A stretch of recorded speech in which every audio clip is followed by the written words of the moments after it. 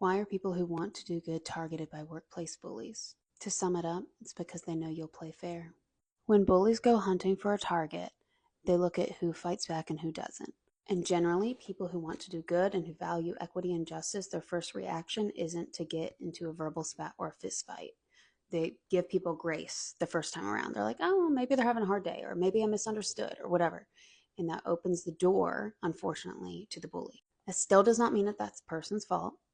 I don't like being around people who jump at everything and assume everything is a fight.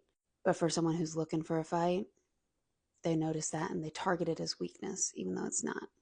And especially for people who care about equity, justice, fairness, this book, Name Me and Namey, The Bully at Work, says that that is especially part of being a target. So listen to this passage.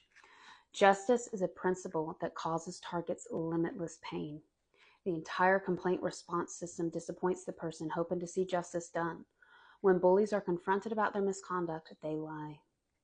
This outrages the target, who may have taken great risks to have the bullying surface in public. Targets make difficult clients for attorneys, though it is the law that does not provide the protection in the US.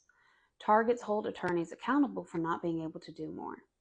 Targets driven by a strong sense of equity, justice, and integrity make life challenging for those who wish they would simply disappear. Maybe they make us uncomfortable because they remind us of how we all should be, of what we should aspire to become. It is that guilt that allows witnesses to the bullying to abandon the principled, passionate, and driven target. The book talks about how targets often just want to be left alone and to do their work and to do it well.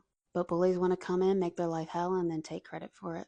And leaders, it's really important to notice this stuff, because if you don't and you do nothing, not even if you don't reward it, if you do nothing, those are the people who will run your organization. I often tell people you have to care before it impacts you directly.